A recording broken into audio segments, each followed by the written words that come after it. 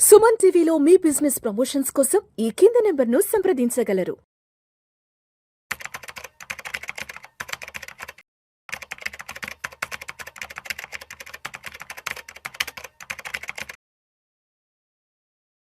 నమస్తే మాధవిరెడ్డి గారు. నమస్తే అండి. మాధవిరెడ్డి గారు, ఈ యుద్ధాల ఉద్రిక్తతల నేపథ్యంలో అసలు బంగారం వెండి ధరలు ఎలా ఉన్నాయో కాస్త డీటెయిల్గా చూద్దాం. మాధవిరెడ్డి గారు, 22 క్యారెట్స్ ఆర్నమెంట్ అయితే 10 గ్రామ్స్ 1,28,650 రూపాయలు ఉంది. 24 క్యారెట్స్ 10 గ్రామ్స్ అయితే 1,43,300 రూపాయలు ఉంది.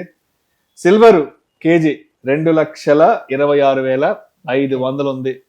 సో సిల్వర్ అయితే ఆల్మోస్ట్ 50% పడిపోయింది. మొన్న డిసెంబర్ జనవరి ఆ టైంలో అయితే సిల్వర్ అరాచకం 4,20,000 వరకు 4,30,000 వరకు వెళ్ళింది. ఇదిగో అదిగో 5 లక్షలకు వెళ్ళిపోతున్నట్టు కూడా అందరూ అనుకున్నారు. బట్ మొత్తానికి యుద్ధాల నేపథ్యంలో 2,26,000 వచ్చేసి సగాటికి 50% డ్రాప్ అయింది. అదే విధంగా గోల్డ్ కూడా 1,80,000 ఉండింది.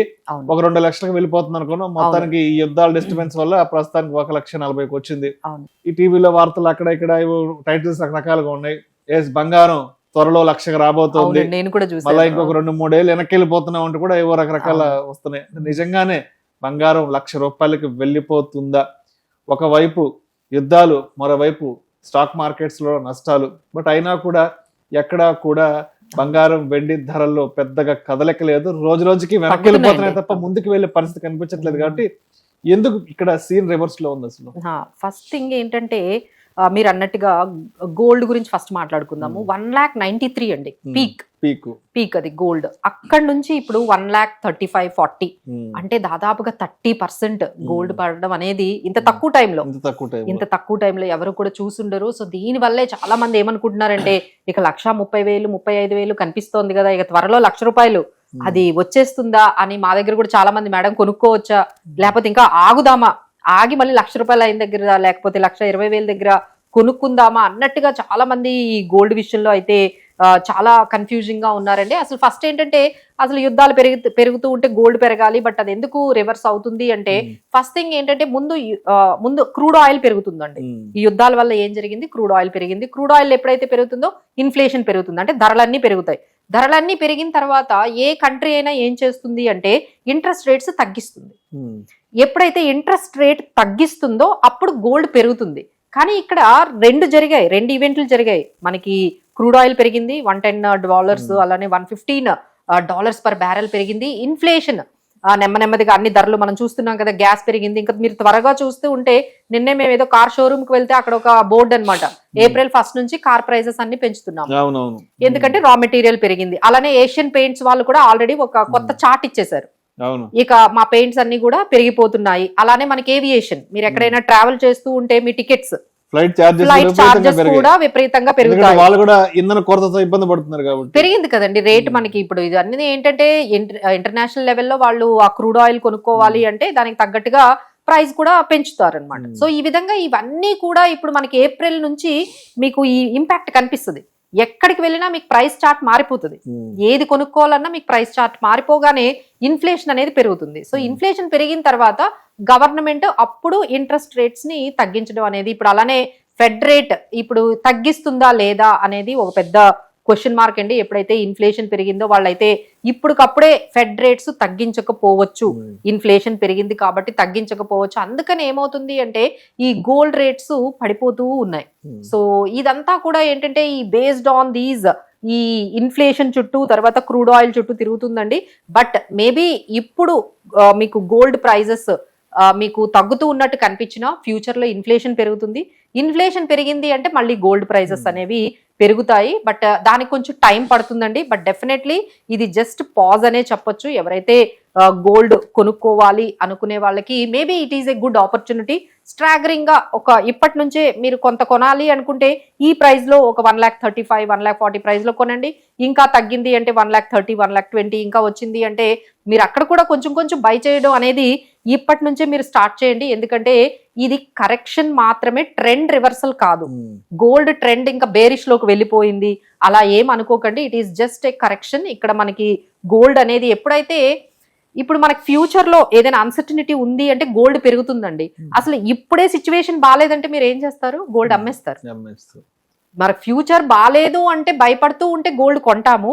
అసలు ఇప్పుడు సిచ్యువేషన్ బాగాలేదంటే ముందు మనం అమ్మేది ఏంటి? గోల్డ్. ఇప్పుడు మొత్తం వరల్డ్ లోనే అది జరుగుతుందండి. అందరూ కూడా వాళ్ళ సిచ్యువేషన్స్ అన్ని కూడా ఈ కరెంట్ సిచ్యువేషన్, ఇప్పుడు మీరు మార్కెట్స్ అన్ని డౌన్ అయ్యాయి, ఇప్పుడు మీరు అమ్మగలరా? Mutual funds, stocks, real estate అమ్మగలరా? ఏది అమ్మడానికి ఏమీ లేవండి. ఉన్నది ఒకటే గోల్డ్. దాన్నే వాళ్ళంతా కూడా దీన్నే మేము ఏమంటామంటే లిక్విడిటీ డ్రివెన్ ఫాల్ అంటాం. అంటే లిక్విడిటీ కోసము మనీ కావాల్సి వస్తుంది కాబట్టి ఇమీడియట్ గా ఏదైతే అమ్మగలిగేది ఉంటుందో అందుకనే అన్సర్టనిటీస్ లో గోల్డ్ ని పెట్టుకుంటారు. ఏది మనకి అవైలబుల్ గా లేకపోతే గోల్డ్ అమ్మైనా మన అవసరాలు తీర్చుకోవచ్చు కాబట్టి గోల్డ్స్. ఇప్పుడు ఆ సిచ్యువేషన్ వచ్చేసిందండి. ఇప్పుడు అందరూ కూడా ఈ గోల్డ్ ని సెల్లింగ్ అనేది చేస్తున్నారు, ప్రాఫిట్ బుకింగ్ చేస్తున్నారు, లిక్విడిటీ మెయింటైన్ చేయాలి, క్యాష్ కావాలి అనుకుంటే గోల్డ్ ఒక్కటే వాళ్ళకి మార్గం కనిపిస్తుంది కాబట్టి ఆ గోల్డ్ ని ఇప్పుడు ఈ టైంలో రియల్ ఎస్టేట్ ఎక్కడండి అమ్మగలుగుతారు? ఈ టైంలో స్టాక్స్ లాస్ కి ఎవరు అమ్మగలుగుతారు? సో ఇదే మొత్తం వరల్డ్ లో కూడా జరుగుతూ ఉంది. సో దానివల్ల మనకి గోల్డ్ లో ప్రాఫిట్ బుకింగ్ అని చెప్పొచ్చు, లేదు అంటే లిక్విడిటీ సెల్ అనేది మనకి జరుగుతూ ఉంది. సో ఈ విధంగా మనం చూసుకున్నట్లయితే ఇక్కడ నుంచి మంచి ఆపర్చునిటీ అండి. ఎవరైనా గోల్డ్ బై చేసుకోవాలి అనుకుంటే ఇక్కడ నుంచి మీరు బై చేసుకోవడం మొదలు పెట్టండి. మళ్ళీ ఈ సిచ్యువేషన్స్ అన్ని అయిన తర్వాత మళ్ళీ ఎప్పుడైతే ఇంట్రెస్ట్ రేట్స్, ఇన్ఫ్లేషన్ మళ్ళీ పెరగడం మనకి మొదలవుతుందో గోల్డ్ మళ్ళీ నెమ్మదిగా పెరిగే ఛాన్సెస్ అయితే ఉంటాయి. ఇప్పుడు మాధవరెడ్డి గారు ఇప్పుడు ఒక 2-3 నెలలకు ముందు వరకు, అంటే జనవరి వరకు సిల్వర్ 1,30,000 వరకు వెళ్ళింది హై, గోల్డ్ ఏమో 1,95,000, 2 లక్షల వరకు వెళ్ళింది కదా. ఆ రోజు చాలా చాలా తొందరపడి కొనేసేసారు. ₹1,00,000 4 లక్షల దగ్గర కొన్న వాళ్ళు ఉన్నారండి. సిల్వర్ 4,30,000 దగ్గర కొనేసారు, బంగారు 2 లక్షల దగ్గర కొనేసేసారు కదా. మరి ఇప్పుడు అంత పెట్టి కొన్న వాళ్ళ పరిస్థితి ఏంటి? అప్పుడు 4,30,000 పెట్టి కొన్న వాళ్ళు ఈ రోజు 2,26,000, ఆల్మోస్ట్ 50% తగ్గిపోయింది. అంటే ఆ వాల్యూ వాళ్ళ చేతిలో ఉన్నటువంటి అసెట్ క్లాస్ వాల్యూ. బంగారం ఏమో ఆ రోజు 2 lakhs పెట్టి కొన్నారు, ఇవాళ 1,20,000, 1,30,000 వచ్చేసింది కదా. అంటే ఏంటి ఇప్పుడు, అంటే దీన్ని ఎలా మనం బ్యాలెన్స్ చేసుకోవాలి? షూర్ అండి, this has been a lesson. ఇది అందరికీ కూడా ఒక లాంటి లెసన్ అన్నమాట. అంటే మనం ఏం చేస్తున్నారంటే పెరుగుతుంది, వాళ్ళు కొన్నారు గోల్డ్, వాళ్ళు కొన్నారు, లేకపోతే సిల్వర్ వాళ్ళు కేజీ కొన్నారు 4 లక్షల దగ్గర, అది 5 లక్షలు అయిపోతుందని వాళ్ళని చూసి వీళ్ళని చూసి బై చేయడం ఎక్కువైపోయిందండి. ఫోమో, వాళ్ళు కొనేస్తున్నారు, మనం కొనలేదు. ఆ ఇంట్లో లేడీస్ దగ్గర నుంచి జెంట్స్ వరకు ఇదే వరకు నడిచింది. 3 లక్షలు 4 లక్షల దగ్గర కొన్న వాళ్ళు ఉన్నారు, 3.5 లక్షల దగ్గర కొన్న వాళ్ళు ఉన్నారు. ఈ విధంగా కేజీలు అంటే లోన్లు తెచ్చి కూడా కొన్న వాళ్ళు కూడా మనకి కనిపిస్తున్నారు. పాత బంగారాన్ని తాకట్టు పెట్టి అయ్యో ఎంత తెలివితేటలు. అయ్యో మా దగ్గర లేడీసేనండి. లేడీస్ ఎట్లా అంటే, మేడం లాకర్ లో ఉంది కదా, దాని వల్ల ఏం లాభం, దాన్ని ఏం చేద్దాం, 9% కి మనం లోన్ తీసేసుకొని ఆ లోన్ వచ్చిన అమౌంట్ మళ్ళీ సిల్వర్ కొందాం. సో ఇప్పుడు ఏమైంది, సిల్వర్ ఏమో 30 లక్షలు, అంటే ఆల్మోస్ట్ 4 లక్షలు 4,20,000 నుంచి ఇప్పుడు 2,20,000 వచ్చేసింది. మరి ఇప్పుడు మీరు లోన్ దాని మీద 9% కట్టాలి. ఇప్పుడు దాని మీద ఇక్కడేమో 50% తగ్గిపోయింది. దాని మీద ఇప్పుడు లోను వాళ్ళు ఊరుకుంటారండి, దాని మీద 9% అయితే కడుతూనే ఉండాలి. అంటే ఒకవైపు ఇంట్రెస్ట్ భారము, ఒకవైపు మీకు 50% వాల్యూ అనేది పడిపోయింది. సో ఇలాంటిదేనండి, దీన్నే మనము ఒక లెసన్ లాగా తీసుకోవాలి. అందరూ చేస్తున్నారు కదా, అందరూ వెళ్తున్నారు కదా, ఒక హర్డ్ మెంటాలిటీలో ప్రతి ఒక్కరు వెళ్ళిపోతున్నారండి. అట్లా కాకుండా అసలు మనం ఒక స్ట్రాటజీ, మనం ఒక ప్రిన్సిపల్ పెట్టుకొని ఈ వాయిస్, ఈ నాయిస్, లేకపోతే ఈ హర్డ్ మెంటాలిటీ ఇదంతా కాకుండా మనకి ఎంతవరకు కావాలి, మరి అప్పులు చేసి ఈ విధంగా వెళ్ళడం అనేది ఏదైనా అండి, అది స్టాక్ మార్కెట్ అవనియండి, లేకపోతే సిల్వర్ అవనియండి, గోల్డ్ అవనియండి, ఇలా ఈ విధంగా అప్పులు చేసి ఇలా దీన్ని మనం క్యాచ్ చేయడానికి స్టార్ట్ చేసాం అనుకోండి, ఇలాంటి మనకి యాక్సిడెంట్స్ జరుగుతాయి. సో 50% ఫాల్ అంటే ఇది ఎప్పుడు రికవర్ అవ్వాలండి? ఇది ఎప్పుడు రికవరీ అవ్వాలి? సో దీని వల్ల మనం ఏంటంటే ఇదంతా ఒక లెసన్ లాగా మనం చూడాలండి. ప్రతి ఒక్కటి పెరుగుతుంది కదా అని దాన్ని అప్పులు చేసి క్యాచ్ చేయడము, లేకపోతే వాళ్ళు కొన్నారు కదా అని మనం కొనడము కాకుండా, మనం నిజంగానే ఎంతవరకు మనకు అవసరమో అంతవరకు మన స్ట్రాటజీ ఒకటి మెయింటైన్ చేయాలండి. ఇక్కడ అందరికీ లేనిది ఏంటి అంటే, దిర్ షుడ్ బి సమ్ స్ట్రాటజీ. అది ఏంటంటే 2 థింగ్స్ మీద డిపెండ్ అయి ఉంటుంది.